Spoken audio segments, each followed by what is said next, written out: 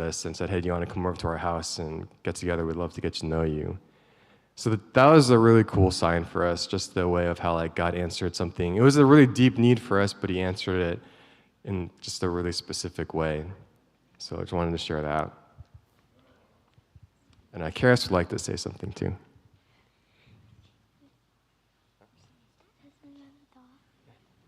So in the beginning of COVID, we got a dog, and she really helped us during the hardest part of COVID. But then we found out my brother was really allergic, so we had to give her away, and we were really sad. So then a little while later, my mom's prayed. We prayed for a dog that's over 5 months, trained and hypoallergenic. And then we kept looking, and then a little while later, we found one. He is 9.5 months, half trained, and an Aussie Doodle. So we got him, and he's the best Christmas present ever. And he looks just like our old dog.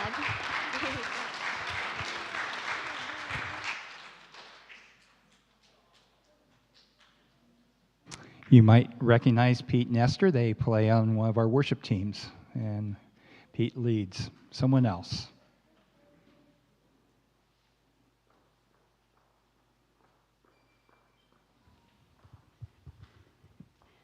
Good morning, I'm Karen, and I figured if Lucy can get up here and be brave, so could I, because I get stage fright sometimes. Anyway, I am so thankful to God for so many things like you all, like family, friends, our church, that it's growing, we're still here.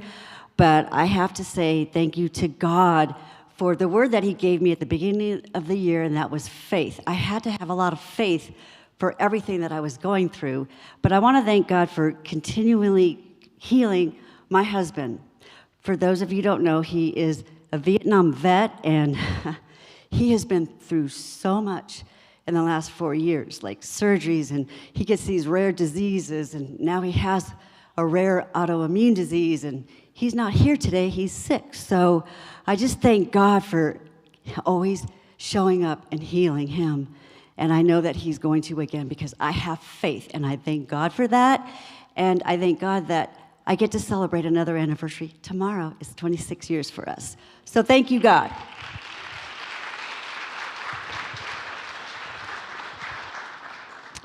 Someone else.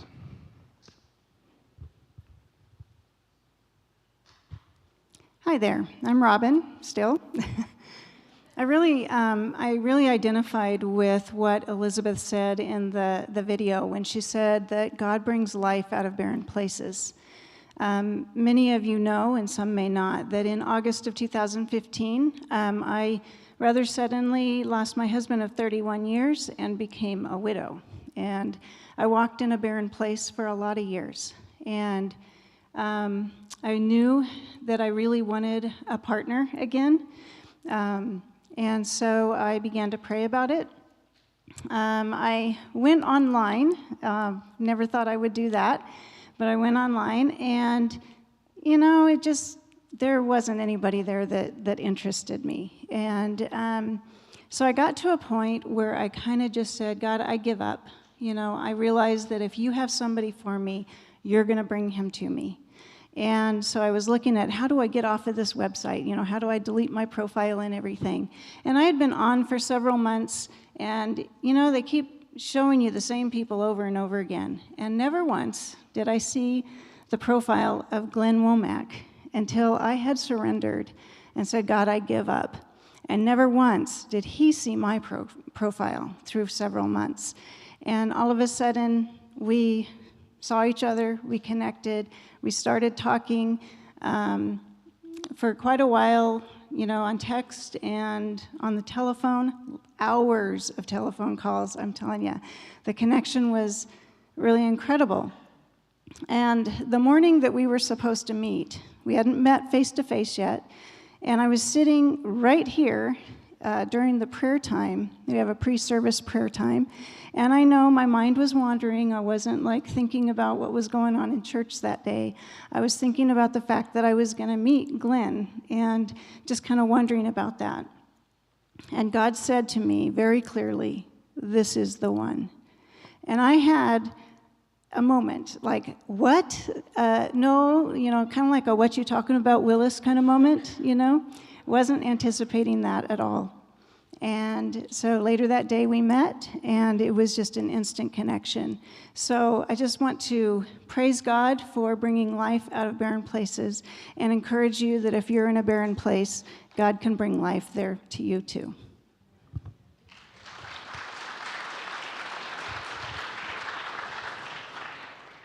Okay, someone else.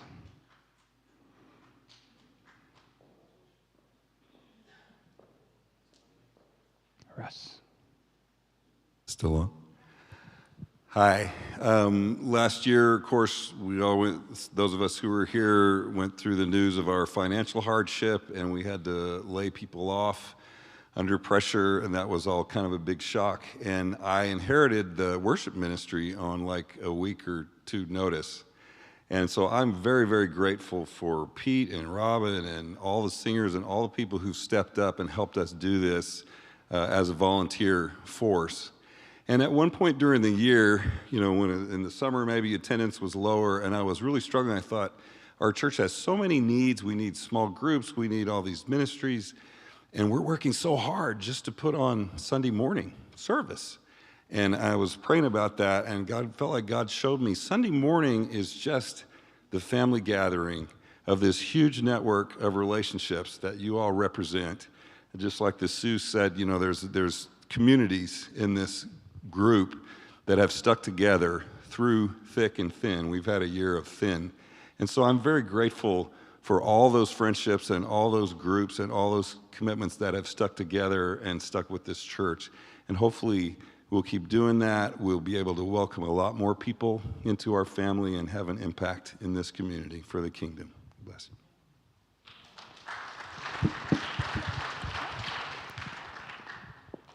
Hello, church family. I'm Jeanette. For those of you that don't know me, I just wanted to come up here and say that I am very, very thankful to God for the love that He continues to provide in my family.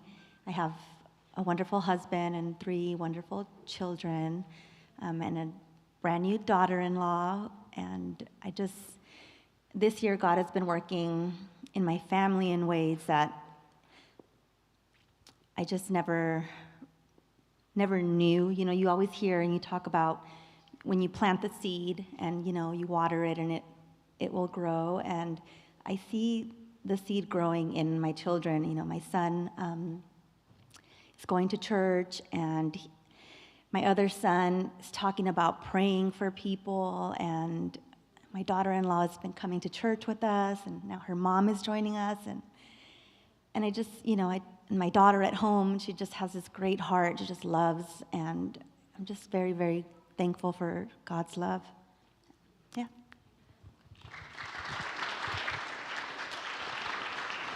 Okay, are there more? One of the things in our survey that talked about is, as a church family, we love to experience the presence of God. God rides in on the sound of praise coming to Him.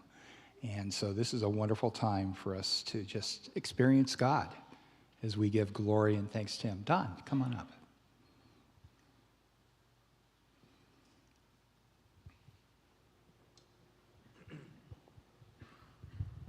Hi, I'm Don. A lot of things have just gone through my mind this morning. And I'm not sure which way to go exactly, but this is what comes to my mind. The video this morning, and the woman that was portraying Elizabeth and the long-awaited son that she was going to give birth to, and how that son was the cousin to Jesus, and his place was to prepare the way. And I started thinking about those 2 boys, because they all, I think, knew each other growing up, and how they were friends, and how, that's how this whole thing got started. And and how he was the one that prepared the way. But the fact that how God put off, if you would, the desires of the people that wanted the Son, and that was all put off because the time wasn't right. The time was later. And it was just a reminder, and I thought, wow, God, thank you that I lose track. You know, like I said, so many things popped in my head, like the Jewish people have so many ways of remembering things from the past, you know, special occasions. And we do too. We have birthdays, and we have Christmas time and Easter, and these things that cause us to think again about what God has done for us. And I remember back the things that God has done in my life. And one of them was really remarkable. And I used to travel a lot and all over the United States, and going to schools and visiting schools to see what things that they were doing that was successful in keeping kids off of drugs. Well, one of my trips that I was taking, I got on the airplane here in Redding, and we were scheduled to go several places. And I think that particular time I was going to go to, my end destination was Tennessee. And we got on the airplane went out on the tarmac and revved up its engines and ready to take off, and all of a sudden the engines were shut down, and the pilot announces, "I'm really sorry, but we have a broken airplane." And I'm going, how am I going to make all my connections? This is not good. That's what I'm thinking. So I happen to be in the very, very back of they used to call them cigar tubes, some of the airplanes that flew into Reading. And I'm wearing the very, very back of that airplane. And by the time I got off and got my bags and all of that and got in, everybody who was there before me had already arranged for the next airplane, and there was no room for me. I'm going, how is this all working? I'm supposed to be somewhere to make a connection and all of that. So I let my plight be known to the people at the airport there. And so suddenly they said, you know what? We can get you on this other airplane, which will take you to San Jose instead of San Francisco. And then you can get on San Francisco or San Jose, and they will get you to Dallas, and you can make your connection from there. And I said, really? So I'm going, what is this all about? Why is this all happening? It's so crazy. And so I waited, and I got on the plane, and I flew, and I started thinking, gee, maybe there's somebody that I'm supposed to talk to. Maybe he's arranging something. I started thinking that way, which was probably a good way to think, but I was still kind of like, how's this all going to work out? So I did get to San Jose, okay, and I got on the airplane, and I'm expecting maybe there'll be somebody I'm going to be sitting next to, and I sit next to that person, and I'll be able to talk to them. Well, when I got on the airplane, there was myself, the stewardesses. If that's, I guess, okay, that's probably not politically correct to call them that. They were attendants. How's that? Anyway, and there was like maybe 3 or 4 other people on the whole airplane, and they were all seated, and there wasn't anybody within 12 rows of me. I'm going, well, I have nobody to talk to. So I just opened a book and I started reading the book. And the stewardesses were, attendants, excuse me. The attendants were, busy doing their thing and all of that and all that. And all of a sudden, this attendant comes up and she says, "Oh, what you reading?" So I began to describe to her this book that I was reading. And because there were not lots of people on the airplane, she had time to talk to me. And she positioned herself by kneeling in the aisle next to my seat so that we could talk. Wow. God, you're amazing. So I shared with her what my book was saying and different things like that. I ended up getting her name and her phone number, and I invited her to check out a friend of mine who was one of the pastors at in the Bay Area at a church down there. His name was Ron Ritchie, and I ended up sharing with her Christ, and I gave her the number. She called Ron Ritchie. He ended up leading her to Christ and began discipling her. And I thought, God will even break an airplane to make things happen. And I want to thank him today. I want to thank him for even the condition of our church, because we have no idea what he's going to do. I worry and I consider what's going on, Lord. But just like he brought Elizabeth a child at the right time, he's going to be with us and take care of us. Don't you think?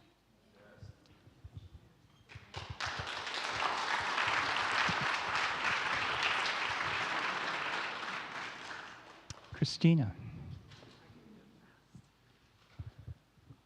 Thank you, John.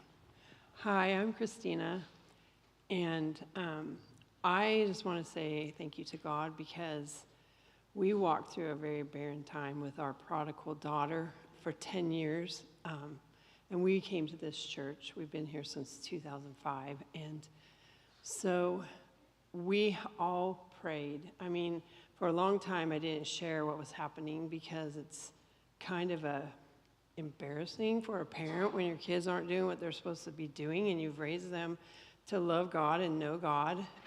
She went on mission trips to China, Mexico, Colorado, New York, Hawaii, and then she just went off the rails.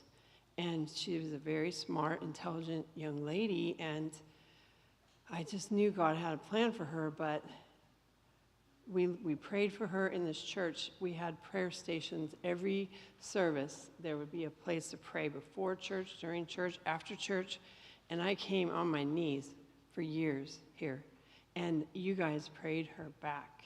You prayed her back, and she's doing really well, and I know it's all God. I tried everything.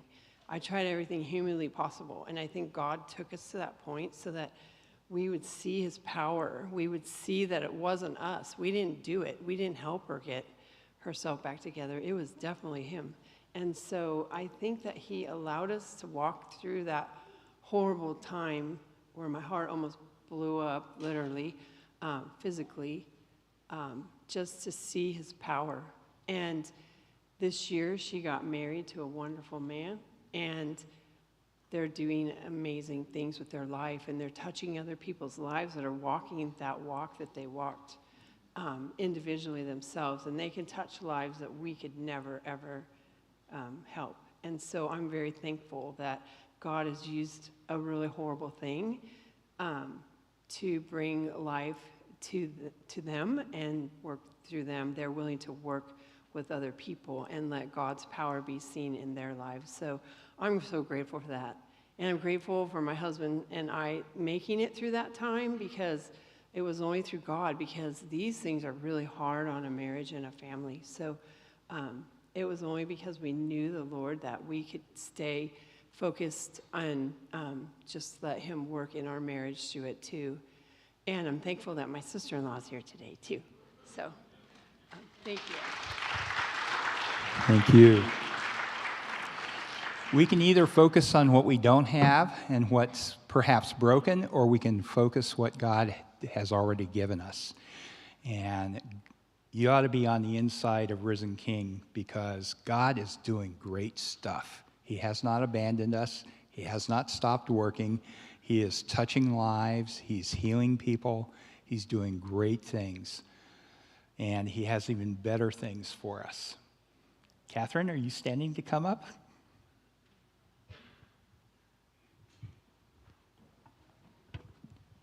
Hi, I'm Catherine. I hadn't planned on coming up this morning, but hearing some of the things and our last two individuals who spoke, and I felt like something that God had blessed me with, and I'm very thankful for, tied into both of those. But a year ago, October, when our pastor resigned, and I had been asked to join the board, and I kept saying no, no, no, and I don't have enough time, and they kept asking me to join the board, and I finally felt that the Lord's asking me to join the board. But the month before that, Tim had a lean in and pray time, and unfortunately, it was very few people, but in that lean in and pray time, and we already knew financially we were struggling as a church, but my eyes closed and praying, I began to see two hands holding what I realized was an embryo. And as my focus was drawn into that embryo, it was, you know how you shine a flashlight through your hand and you see it glow? That's what I felt like I was seeing through this embryo, the blood beginning like in the heart and kind of flowing life-giving blood throughout this embryo, and could feel a faint little heart, and that heart just kept getting stronger and stronger, and the blood pulsing and filling in this embryo. And as I'm seeing this, and kind of asking God, what am I seeing? And I felt like I was told that it's His hands. The group of Risen King Community Church, are this embryo that He's holding, and He has us, and He's growing us, and kind of felt like He's got us and He has a plan. And just like a baby, an embryo, and a child growing, it takes time. There's not just a quick instant fix. Sometimes God works in just instant miraculous ways, and sometimes there's a wait time that, and I experienced in my life after I was widowed, of a pouring in.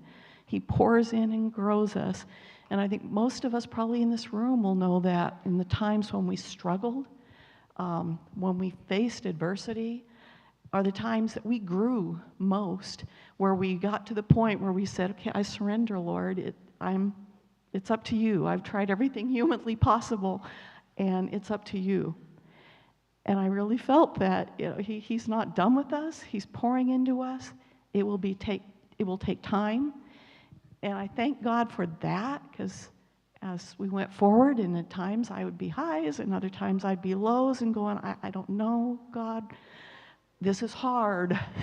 And He reminded me, yeah, it is hard. And when I asked you, and you gave your heart and said, yes, you'll participate on the board, I knew God speaking to me. I knew exactly what was coming. And several different times, the wording, I kind of sometimes get it mixed up, but for a time such as this, and that's what He kept telling me when I felt like I can't do this, and maybe I should just step down. I'm not worthy, I'm not qualified. And God was telling me, I knew this.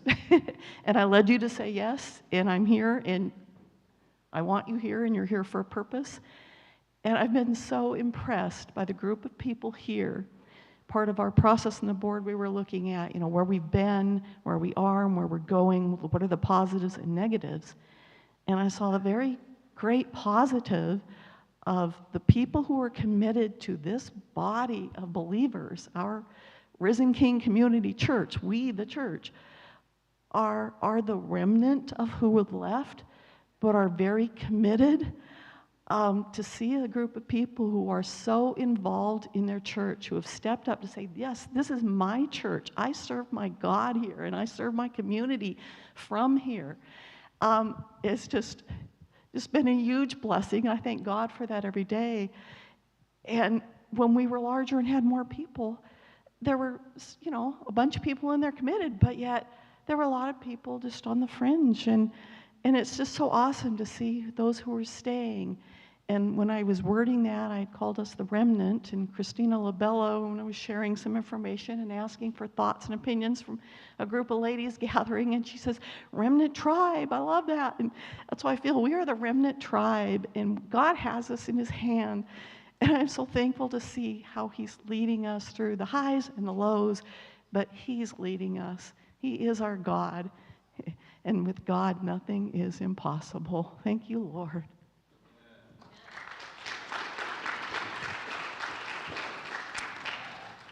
Isn't it so good just to hear? Psychologists have studied gratitude, and they say if you start your day with 3 to 5 things that you're grateful for, your attitude changes, and it's like you get a significant raise at work. That's the type of thing it produces. So are you up to share? Okay, come on up. And this will be our last one before we do communion. Mark 10 has been a very close chapter to me.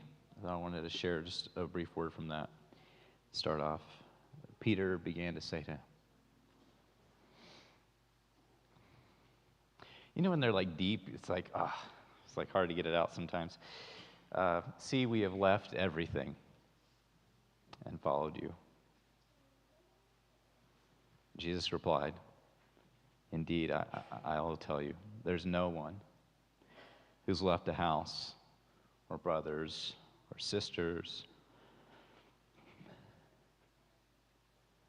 or mother or father or children or lands for my sake and for the gospel, who will not receive 100-fold now in this time. That's you, by the way. Thank you.